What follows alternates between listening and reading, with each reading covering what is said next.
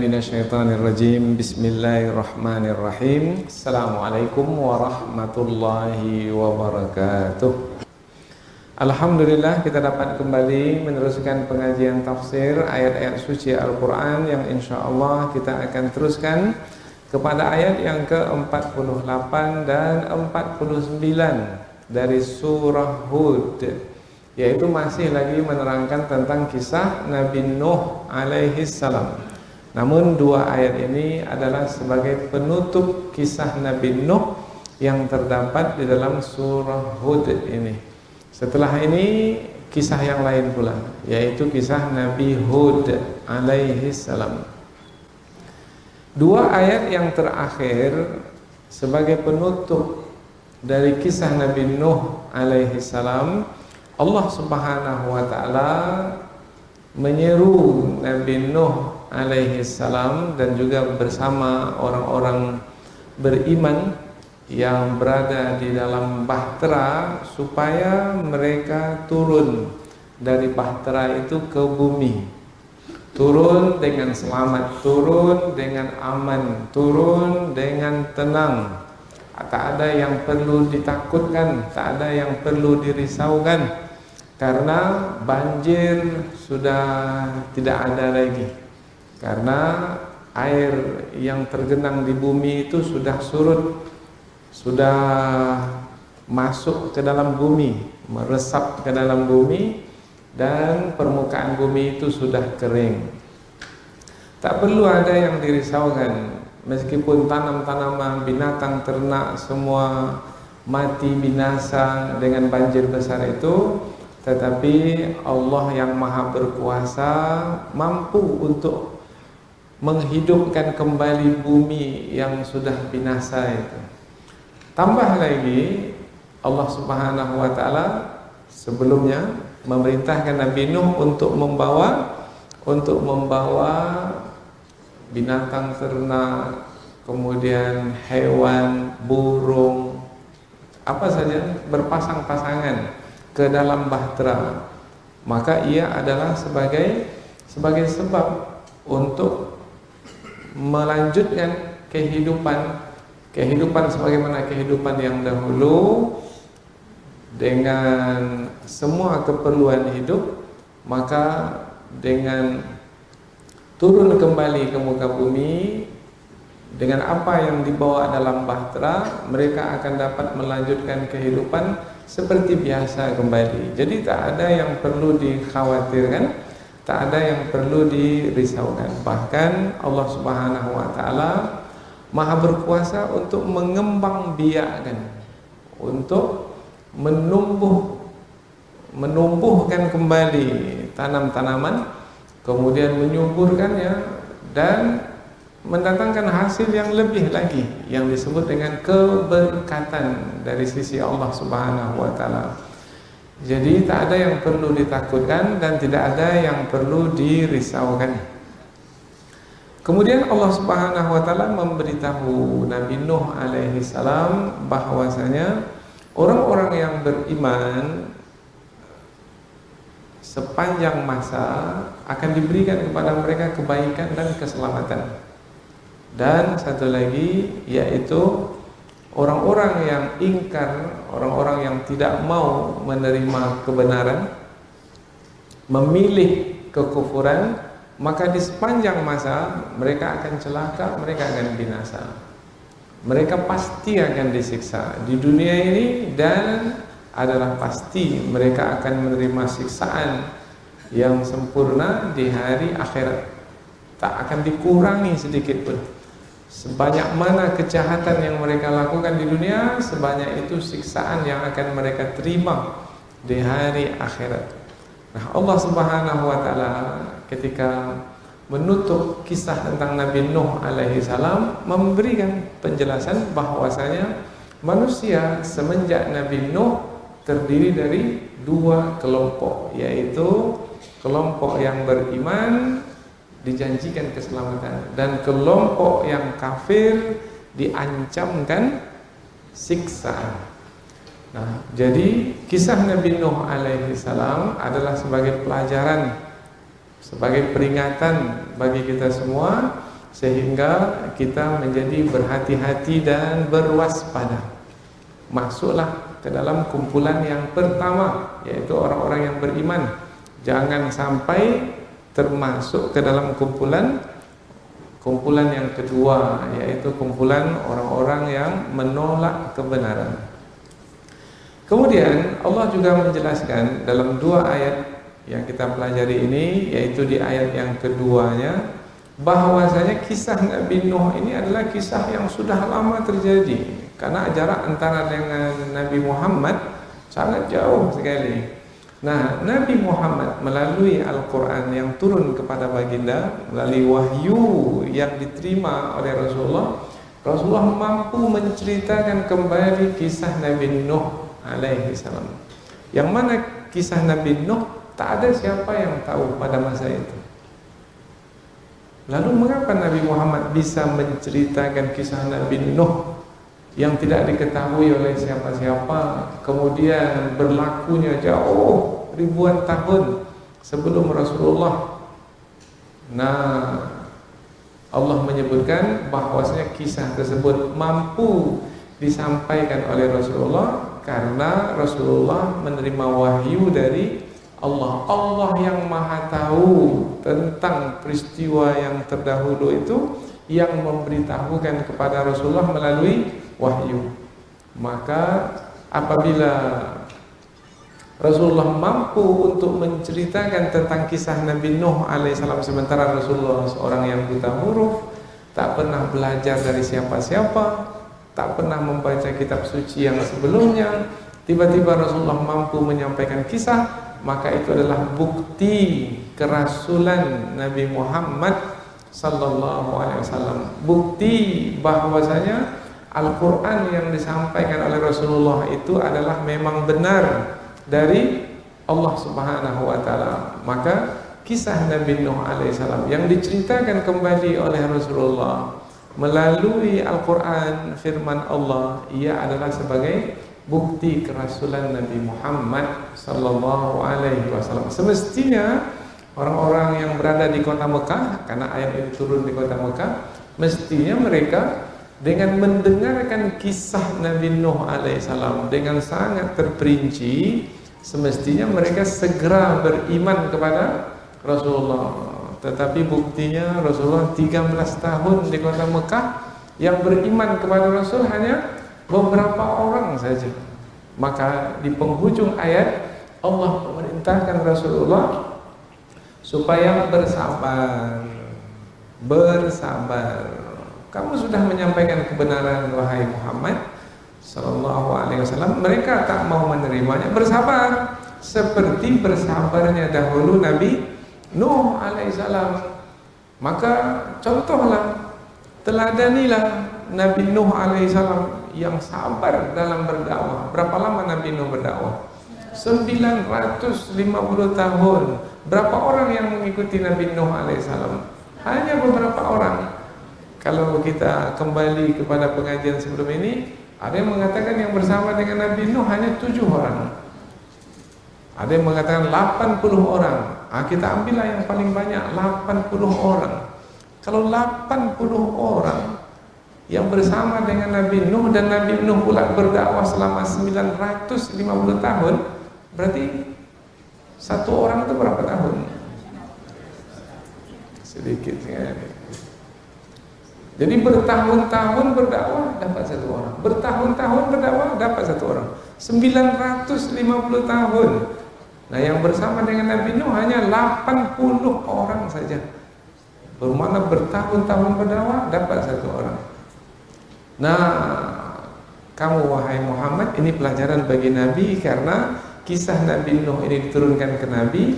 Di samping pelajaran bagi manusia, dia adalah juga hiburan bagi Nabi.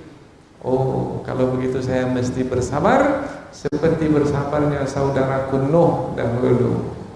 Jadi dua ayat yang akan kita pelajari ini adalah sebagai penutup dari kisah Nabi Nuh alaihissalam yang menerangkan tentang dua kelompok manusia di sepanjang zaman, yaitu kelompok orang-orang beriman yang dijanjikan keselamatan dan kelompok orang-orang kafir yang diancamkan siksaan.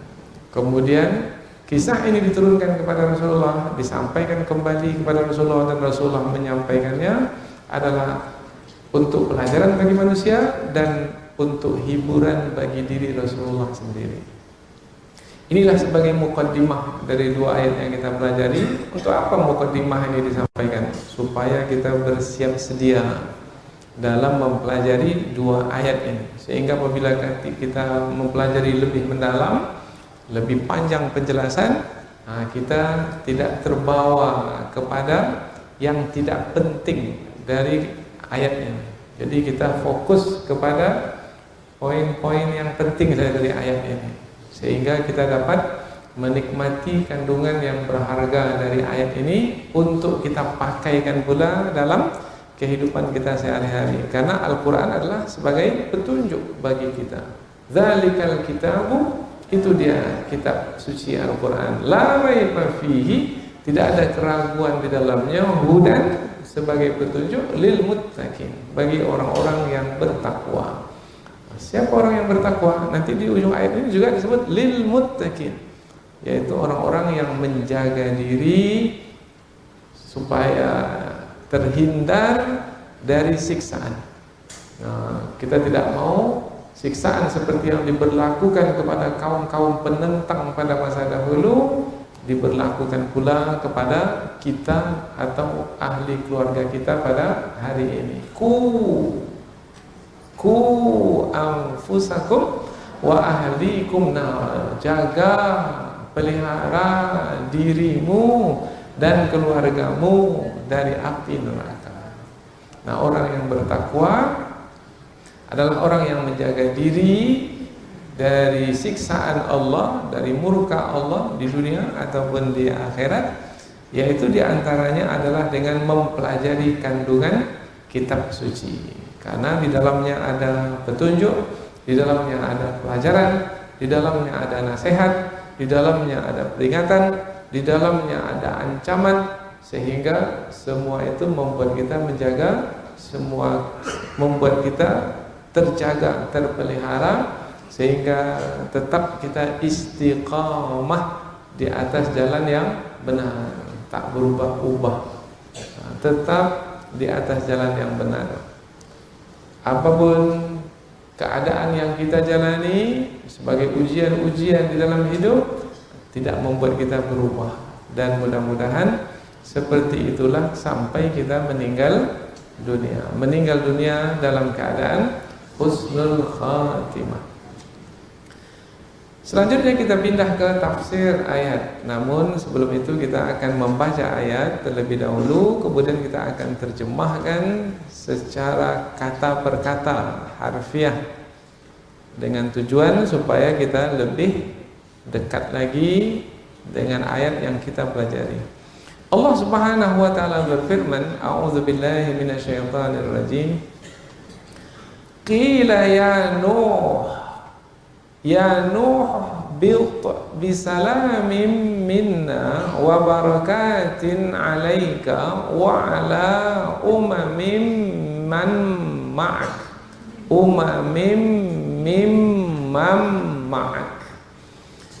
wa umamun sanumatti'uhum thumma yamassuhum minna adzabun alim. Tilka min amba'il ghaibi nuhiha ilaik ma kunta ta'lamuha anta wala qaumuka min qabli hadha fasbir innal 'aqibata lil muttaqin. Allah berfirman, qila, dikatakan kepada Nabi Nuh, ya Nuh, wahai Nuh, ihbil, turunlah kamu. Turun dari mana? Kemana? Yaitu dari Bahtera ke bumi. Bumi yaitu di bukit Al-Judi. Karena sebelum ini sudah disebutkan, berlabuh Bahtera itu di bukit Al-Judi. Kemudian juga bisa membawa makna turun dari bukit itu ke bawah, ke tempat kediaman. Bisalamin, dengan selamat, minna, dari kami, wa barakatin, dan penuh keberkahan, alaika, atasmu wahai Nuh, wa ala umamin, dan juga atas umat-umat, mimman ma'ak, dari orang-orang yang bersama denganmu. Siapa orang-orang yang bersama dengan Nabi Nuh? Orang-orang beriman. Siapa saja anak-anak Nabi Nuh yang ada bersama dengan Nabi Nuh, kecuali satu yang ditenggelamkan itu. Kemudian ada lagi yang beriman yang lainnya. Wa umamun, dan umat-umat yang lainnya, yang lain dari yang disebutkan tadi, sanumatti'uhum, kami akan memberikan kesenangan kepada mereka. Summa, kemudian, yamassuhum, mereka akan ditimpa, minna, dari kami, azabun alim, azab yang pedih. Oh, berarti ada pula yang ditimpa oleh azab yang pedih. Nah, siapa yang ditimpa oleh azab yang pedih itu? Yaitu umat-umat atau kaum-kaum yang kafir kepada Allah. Oh, jadi ada dua kelompok manusia, yaitu kelompok yang beriman dan kelompok yang kafir. Dikatakan kepada Nabi Nuh, wahai Nuh, turunlah kamu dengan keselamatan dari kami dan dengan penuh keberkahan atasmu dan atas umat-umat dari orang-orang yang bersama denganmu, yaitu yang bersama dengan Nabi Nuh dalam bahtera, orang-orang beriman. Dan umat-umat yang kami beri kesenangan kepada mereka, kemudian ditimpakan azab yang pedih ke atas mereka dari kami. Oh, berarti itu adalah kumpulan orang-orang yang kafir, yang diancamkan dengan siksaan. Baik, ayat berikutnya. Tilka, itulah kisah Nabi Nuh alaihi salam, min amba'il ghaib, yaitu dari berita-berita penting tentang perkara yang gaib, karena sudah lama terjadi, beribu-ribu tahun yang lalu terjadi.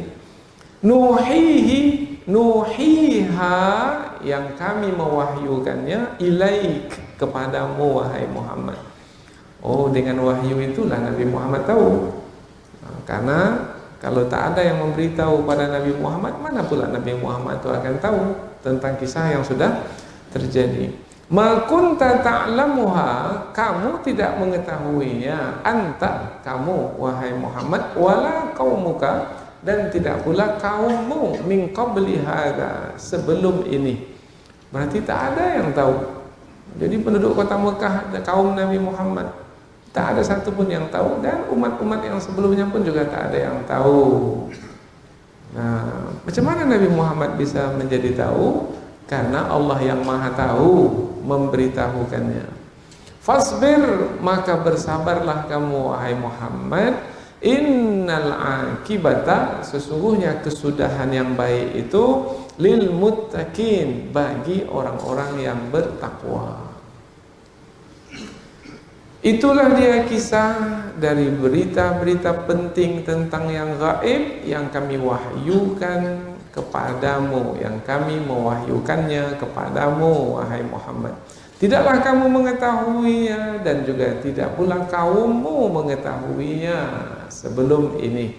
Maka bersabarlah kamu, sesungguhnya kesudahan yang baik bagi orang-orang yang bertakwa.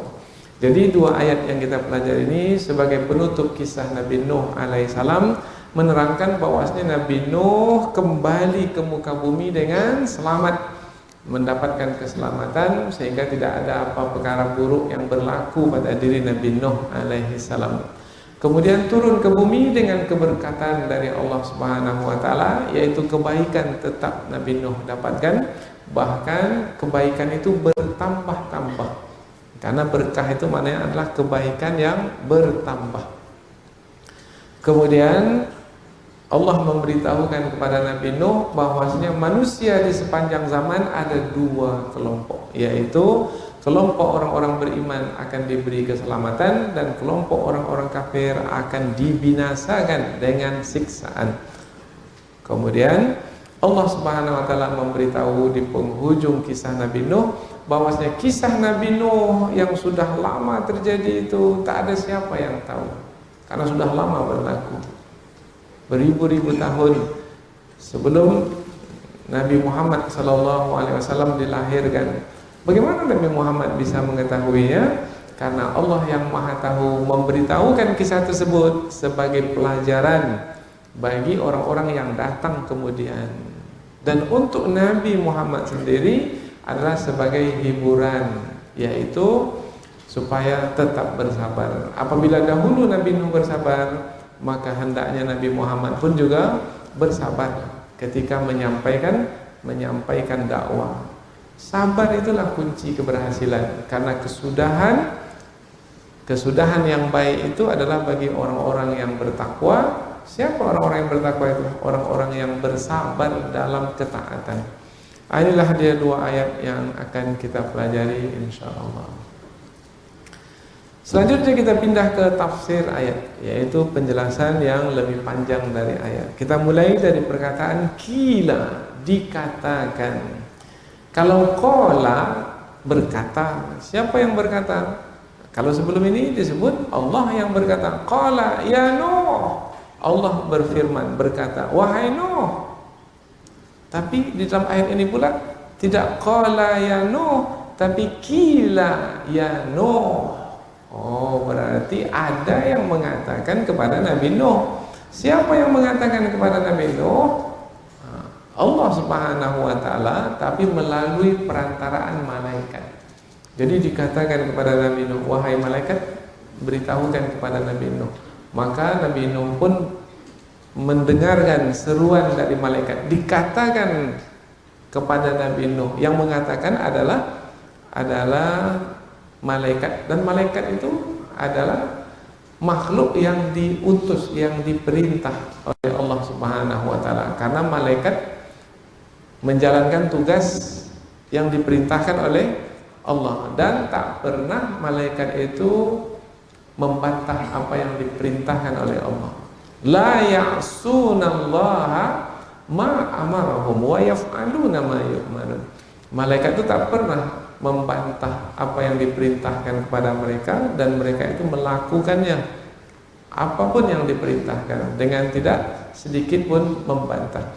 Nah, malaikat ini memberitahukan kepada Nabi Nuh, kila, dikatakan. Mengapa tidak qala? Sebelumnya kan qala ya Nuh, yaitu di ayat yang ke-46. Tapi kita juga mesti lihat kila juga dipakai sebelumnya, yaitu kila ya ardu bla'i, dikatakan kepada bumi. Siapa yang mengatakan kepada bumi? Allah Subhanahu wa taala melalui perantaraan malaikat. Wahai bumi, telanlah kembali airmu. Kemudian wahai langit, tahan airmu, jangan turunkan lagi hujan. Nah, jadi dikatakan kepada bumi, dikatakan kepada langit, dikatakan kepada dalam ayat ini dikatakan kepada Nabi Nuh. Jadi ada kesesuaian di pangkal ayat. Dikatakan kepada bumi, tahan airmu, serap kembali, telan airmu. Kemudian dikatakan kepada langit, berhenti dari menurunkan airmu, hujan. Dikatakan kepada Nabi Nuh, karena sudah selesai banjir, turunlah kamu dari bahteramu itu. Jadi ada kesesuaian di pangkal-pangkal ayat. Inilah kehebatan Al-Quran. Kila ya Nuh, wahai Nuh, dikatakan kepada Nabi Nuh, wahai Nuh, ihbil, turunlah. Turun berarti dari mana ke mana? Dari atas ke bawah. Nah, dari atas ke bawah ini pendapat ulama tafsir yang pertama, dari atas bahtera kemana? Ke muka bumi, di permukaan bumi, ke tanah. Tapi ada lagi pendapat yang kedua, karena bahtera ini berlabuhnya di atas bukit Al-Judi, berarti bukit itu kan dataran yang tinggi dari bumi. Maka mana ihbit di sini, turunlah turun dari bukit, yaitu dari dataran yang tinggi ke dataran yang lebih rendah. Karena biasanya manusia berdiam di mana? Tempat yang nyaman itu di atas bukit atau di bawah bukit? Di tempat yang landai, yaitu di bawah. Turunlah kamu dari atas Bukit Al-Judi itu ke permukaan yang lebih rendah sebagai tempat kediaman yang nyaman, tempat kediaman yang bisa mendatangkan ketenangan dan keamanan. Bagaimana suasana hati? Umpamanya sudah lama berlayar di atas laut, banjir yang menggoncangkan kapal mereka dengan ombak yang besar, kemudian berlabuh, sudah lama tidak menginjak bumi, sekarang mau turun kembali lagi ke bumi. Kemudian yang ada di bumi pula dengan banjir itu hancur, sudah binasa, habis, tak tersisa oleh banjir. Maka bagaimana perasaan hati ketika hendak turun kembali? Pasti risau, pasti takut, pasti gelisah. Bagaimana mau melanjutkan kehidupan kalau permukaan bumi seperti ini?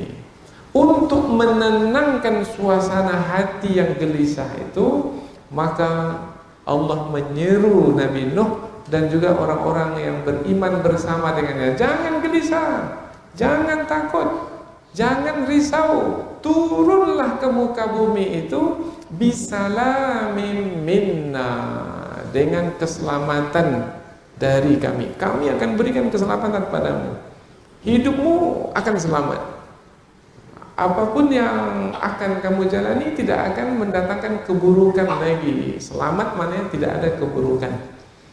Nah, orang itu selamat dalam perjalanan bermakna sepanjang perjalanan tidak mendapatkan apa-apa halangan. Perjalanannya lancar saja, mudah saja sampai dengan selamat ke tujuan, dengan baik ke tujuan. Bisalamin, dengan selamat, tidak mendapatkan apa-apa keburukan. Turun aja lah ke muka bumi itu, tidak akan mendapatkan keburukan. Makanan tersedia, minuman tersedia, tempat tinggal tersedia. Jadi tak ada lagi yang perlu dirisaukan. Maka suasana hati yang gelisah tadi, dengan seruan dari Allah melalui perantaran malaikat, suasana hati yang gelisah itu menjadi tenang. Wa barakatin alaika, wa barakat. Barakat itu jamak dari berkah. Berkah boleh menyebut kata berkah dalam bahasa kita, boleh juga menyebut kata berkat. Berkat, mudah-mudahan ilmunya berkah, boleh. Mudah-mudahan ilmunya berkat, boleh. Berkat rahmat Allah Ta'ala, boleh. Berkah dari rahmat Allah Ta'ala, boleh. Bahasa Arabnya sama sebenarnya, barokatun. Cuma kita ketika membacanya, ketika kita membacanya barokatun itu taknya tamarbuto, maka kita akan menyebut berkah. Tapi apabila kita nyebut berkat dengan tak, maka jadilah pakai T dalam bahasa kita. Dua-dua maknanya sama. Berkah boleh, berkat pun juga boleh. Dan keberkatan atasmu. Tadi keselamatan, sekarang keberkatan, yaitu turunlah dengan keselamatan, bermakna mendapatkan kebaikan. Dengan turun itu tidak perlu risau, gelisah, karena kebaikan akan membersamai mereka. Karena ba di sini bisalamin, ba di sini baul musahabah. Kalau kita belajar bahasa Arab, ini ba yang menerangkan penyertaan. Bermakna mereka turun itu disertai dengan keselamatan dari Allah. Maknanya tidak ada keburukan yang akan mereka dapatkan. Mereka turun dengan baik dari kapal, kemudian sampai di darat, kembali menjalankan hidup dengan baik. Kemudian apabila mereka memerlukan makanan tersedia cukup, itu bisalamin. Kemudian wa barakatin, yaitu kebaikan itu tidak berkurang. Barakat itu, berkah itu maknanya tetap. Dari kata barokah, kalau unta itu barokah, barkun itu adalah dada unta. Nih, unta itu punya dada ya. Nah, diambil dari kata berkah itu diambil dari kata dada unta. Unta kalau dadanya itu diletakkan ke bumi, itu pertanda unta itu akan diam di situ, tak akan bergerak kemana-mana. Tapi kalau masih dia tegak berdiri di kakinya yang 4 itu, maka dia bisa pindah-pindah. Tapi apabila dia sudah merendahkan badannya, kemudian dadanya itu diletakkan di bumi, maka unta itu akan diam saja. Maka berkah itu adalah kebaikan yang tetap tidak berubah. Ada lagi umpamanya kolam. Kolam dalam bahasa Arab namanya birkah. Birkah. Mengapa kolam disebut kolam? Sebab air kolam itu tetap. Nah, tidak surut, tidak susut. Ya, tetap, air itu tetap saja di situ. Maka yang tetap itu disebut berkah. Kebaikan yang tetap pada kita, tidak berkurang, tidak hilang, itu namanya berkah. Tetapi berkah itu bukan hanya makna tetap, itu adalah makna awal dari berkah. Berkah juga membawa makna tumbuh dan berkembang. Jadi dia menjadi banyak. Satu, tetap satu itu ada. Tapi apabila berkah, dia jadi 2, jadi 3, jadi 4, jadi 5, bertambah, tumbuh, itu namanya berkah. Tadi yang bersama dengan Nabi Nuh sepasang-sepasang. Kan yang dibawa dalam kapal kan hanya sepasang-sepasang. Tetap ada. Tak mati yang sepasang itu. Ketika turun kembali ke bumi, tak mati. Tetap ada yang sepasang itu. Kemudian berkah, bertambah, tumbuh.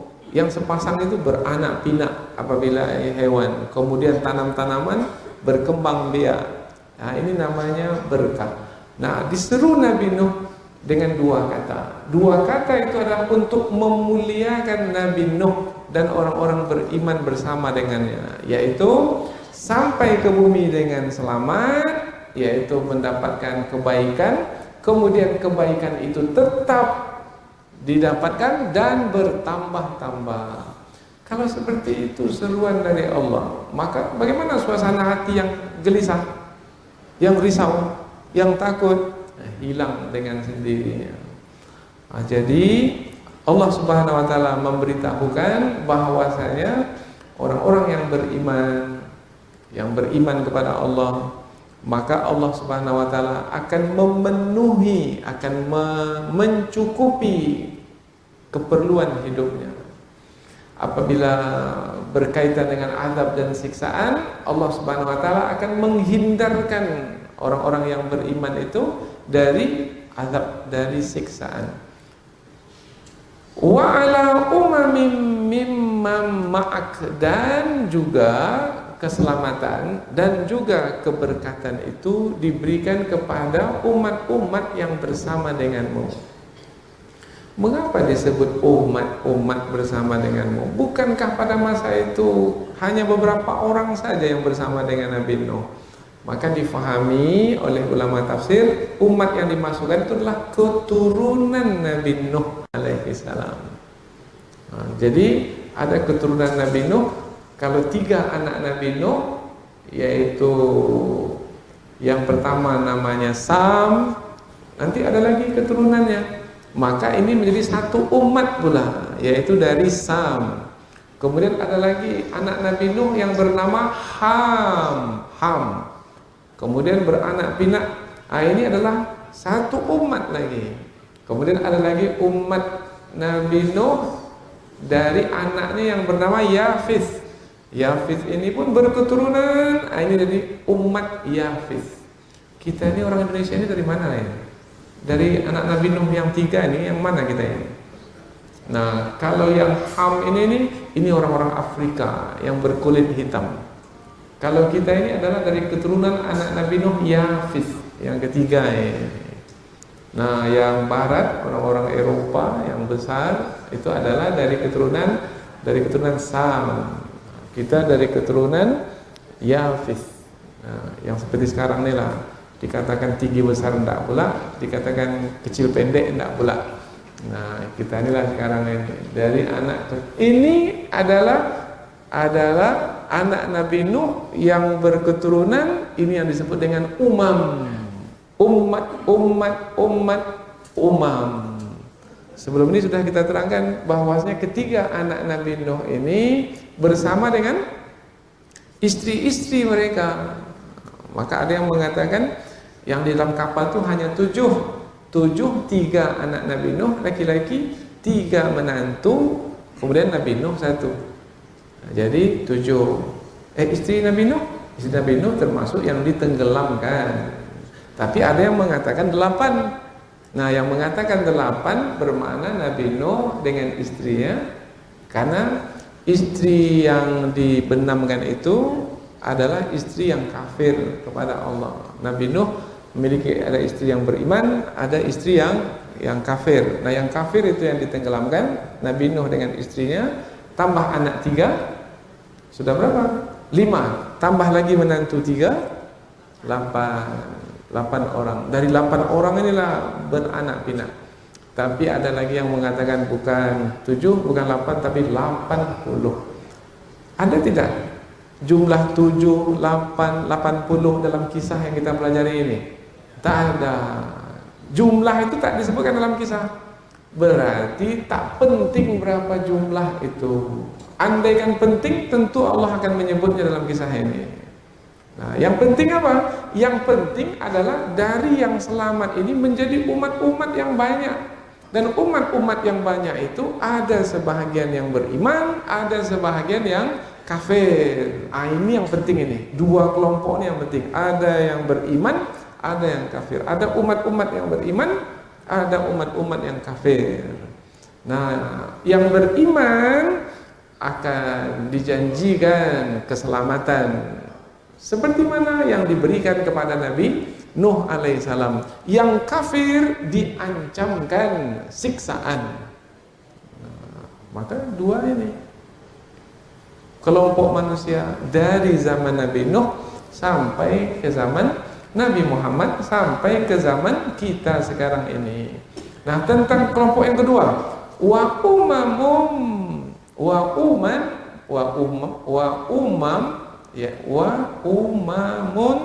bermakna umat-umat dari keturunan Nabi Nuh itu, sanumati'uhum, kami akan memberikan kesenangan kepada mereka.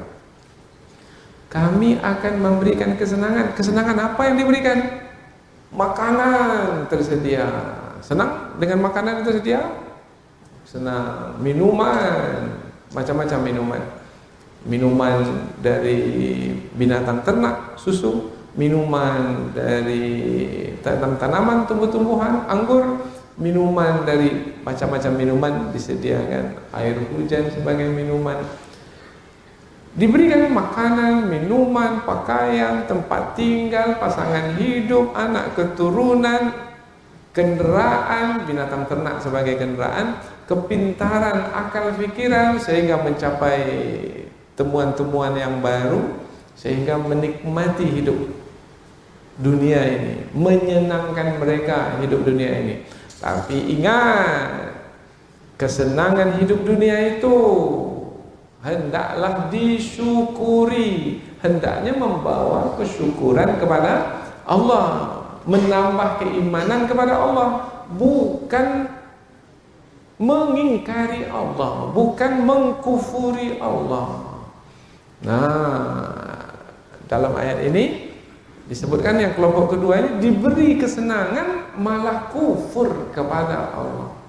Maka ada di antara umat-umat yang kami berikan kesenangan kepada mereka, kemudian azab yang pedih ditimpakan ke atas mereka. Berarti ada isyarat di sini, hati-hati dengan kesenangan. Berapa banyak orang yang dengan kesenangannya itu menyombongkan diri, lupa diri, sehingga tidak lagi beriman kepada Allah. tidak lagi tunduk dan patuh kepada Allah, tak mau lagi beribadah kepada Allah, padahal tujuan penciptaannya adalah untuk beribadah kepada Allah, maka untuknya siksaan. Berarti ayat ini ayat apa namanya ini? Ayat ancaman. Kalau Allah memberikan ancaman dalam Al-Quran, tujuannya untuk apa? Supaya takut. Nah, sekarang ada tidak muncul rasa takut ketika ayat ancaman ini disebut? Na'udzubillah. Kita berlindung kepada Allah, jangan sampai kita termasuk ke dalam kelompok yang kedua itu, yaitu yang Allah beri kesenangan kepada kita, kemudian kita tidak bersyukur kepada Allah.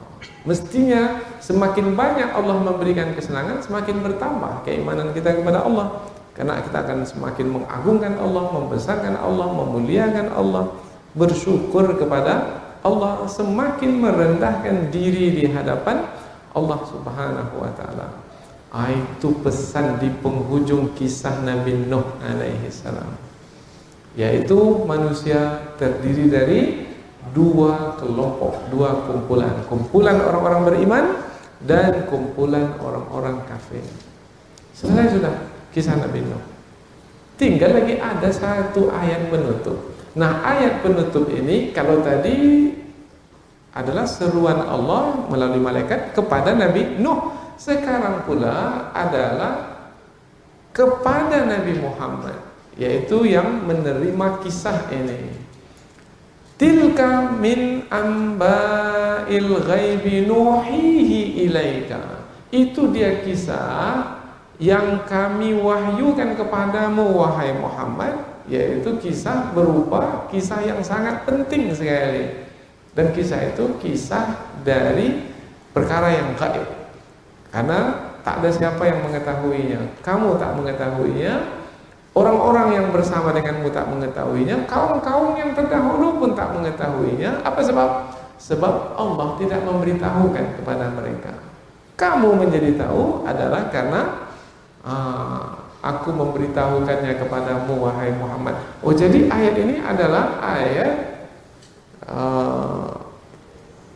perkataan Allah kepada Nabi Muhammad.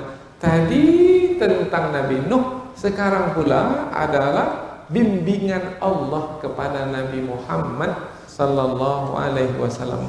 Jadi kisah Nabi Nuh yang diterima oleh Nabi Muhammad, selain sebagai peringatan bagi manusia, ia adalah juga bimbingan bagi Nabi sendiri, sebagai yang berdakwah sama seperti Nabi Nuh dahulu.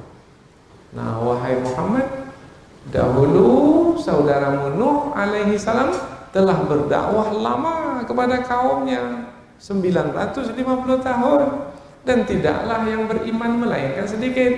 Apabila sekarang kamu berdakwah pula dan yang beriman bersamamu sedikit, kamu mestilah sabar seperti sabarnya Nabi Nuh dahulu. Maka langsung disambut selepas itu dengan perkataan fasbir innal aqibata lil muttaqin.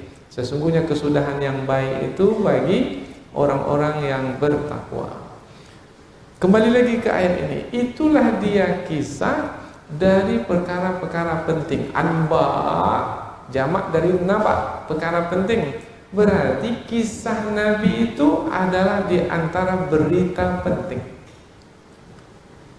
Berapa Nabi yang disebutkan dalam Al-Quran? 25 Nabi. Maka jangan sampai tidak tahu tentang kisah Nabi-Nabi yang disebutkan dalam Al-Quran.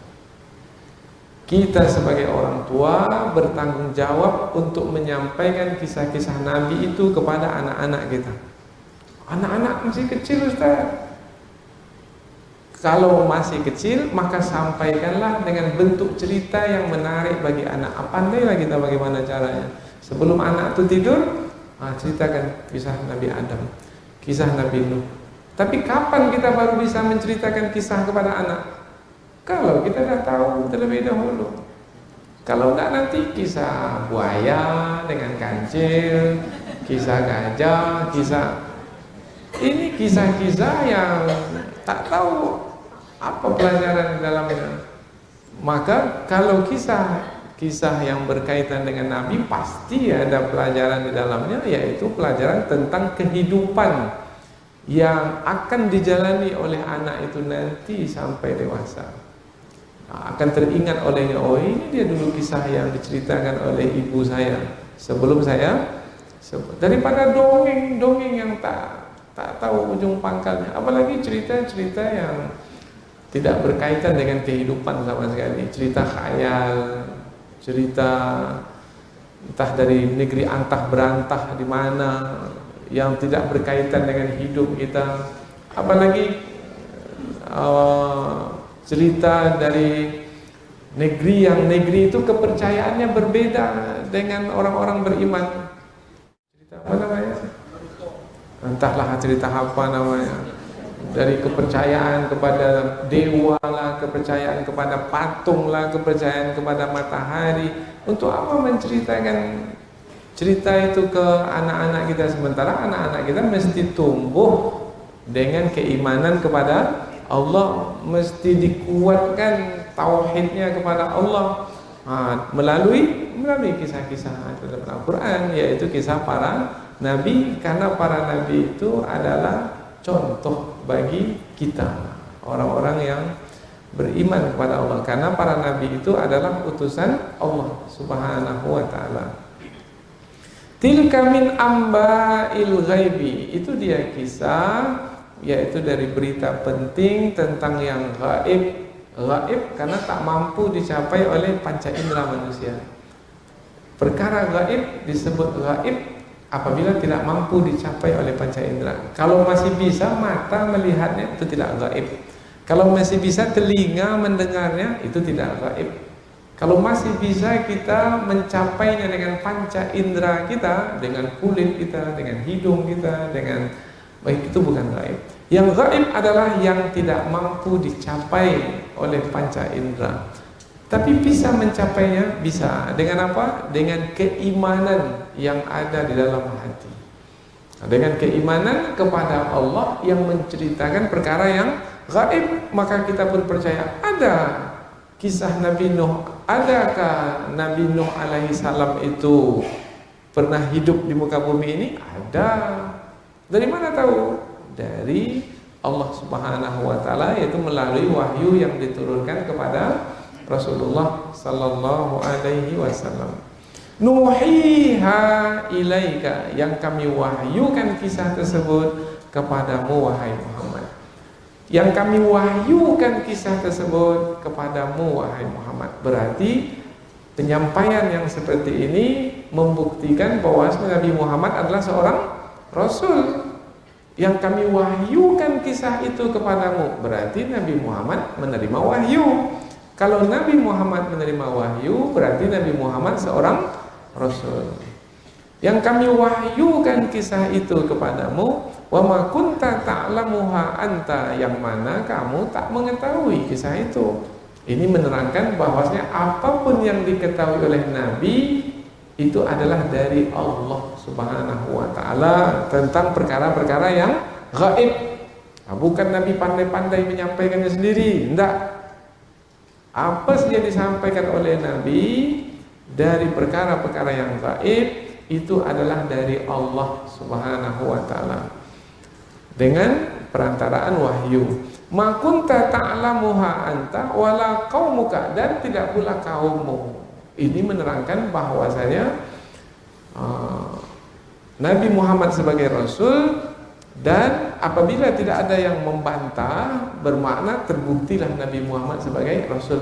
Dan tidak ada satu pun penduduk kota Mekah itu yang berani membantah Rasulullah tentang kisah Nabi Nuh alaihi salam.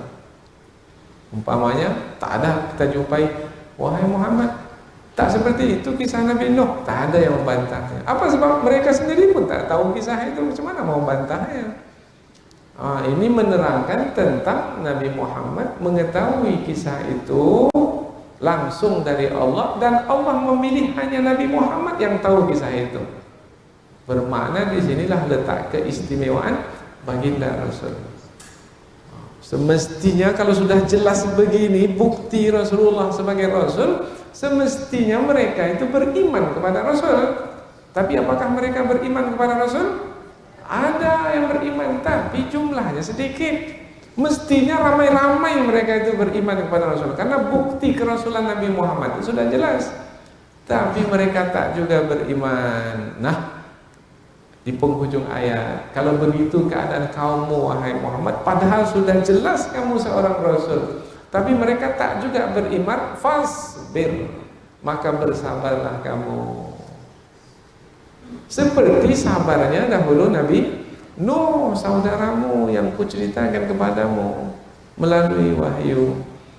Bersabarlah kamu, karena sabar itulah yang akan menghantarkan kepada keberhasilan. Nabi Nuh dengan sabarnya berhasil, selamat. Maka kamu wahai Muhammad dengan sabarmu juga berhasil. Dan untuk kita sekarang ini, dengan sabar kita pula akan berhasil. Ini nampaknya jemaah ini dah 2-3 kali saya sampaikan tak faham-faham. Sudahlah, sampai di sini saja pengajian ini. Nanti saya tak datang-datang lagi. Nah, letih saya menyampaikannya. Berkali-kali saya sampaikan tak faham-faham. Cukup sampai di sini, dah habis sabar saya ini. Habis sabar tak berhasil.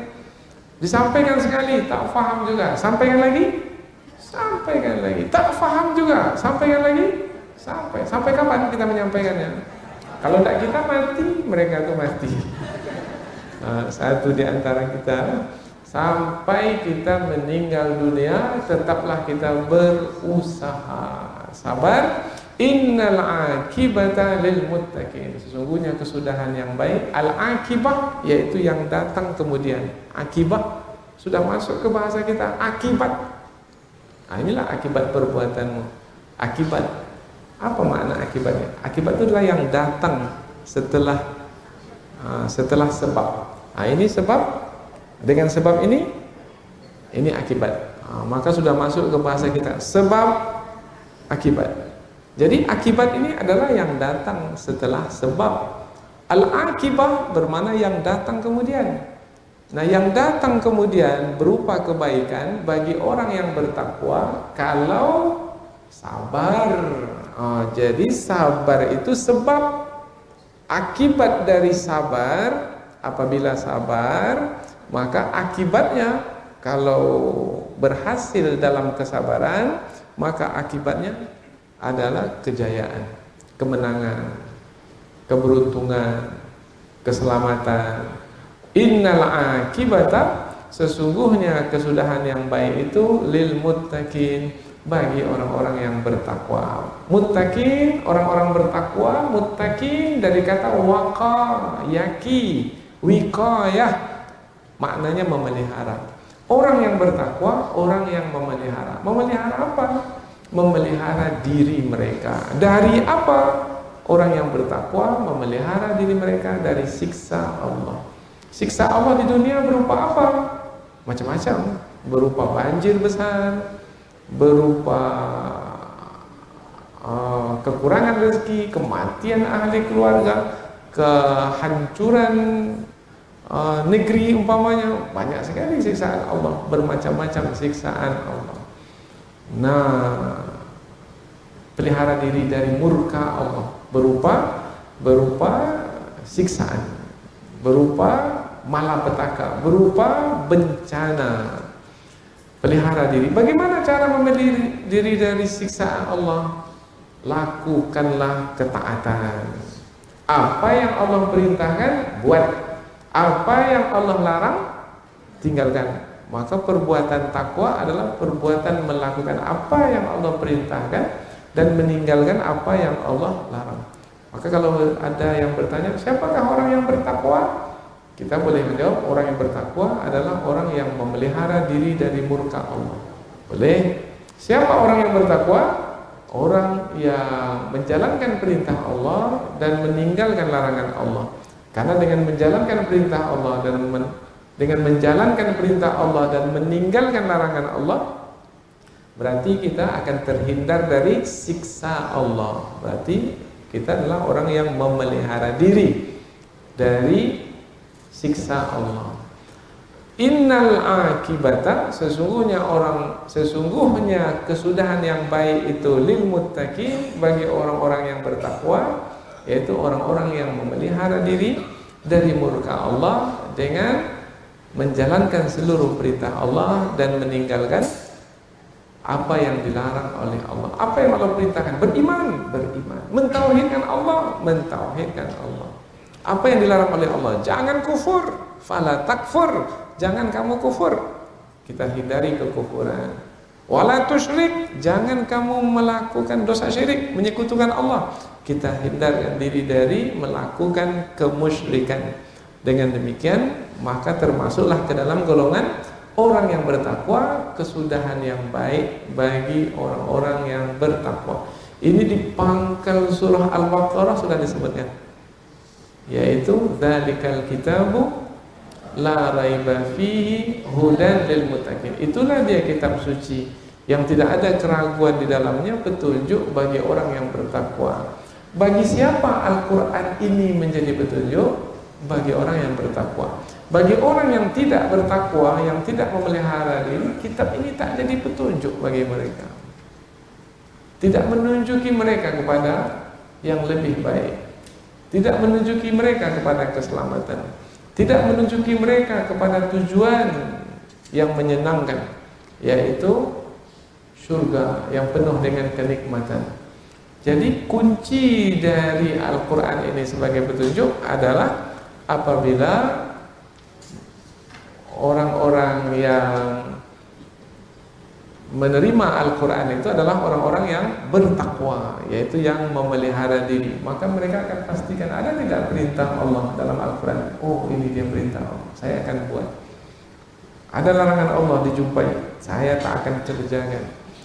Maka berinteraksilah dia dengan Al-Quran yang isinya di dalamnya adalah perintah, larangan, buat ini, kemudian dia buat. Jangan buat ini, kemudian dia tak buat. Maka jadilah Al-Quran sebagai petunjuk bagi mereka yang memelihara diri, bagi orang yang bertakwa. Kaitan dengan kita adalah yang berkaitan dengan kisah Nabi Nuh alaihissalam. Apa perintah Allah yang disampaikan melalui Nabi Nuh alaihissalam? Yaitu ani'budullaha ma lakum min ilahin ghairu. Beribadahlah kepada Allah dan jangan sekutukan Allah dengan apapun. Perintah Allah mentauhidkan Allah. Larangan Allah jangan menyekutukan Allah. Nah, orang yang bertakwa seperti mana dahulu pesan Nabi Nuh kepada kaumnya, ia pun juga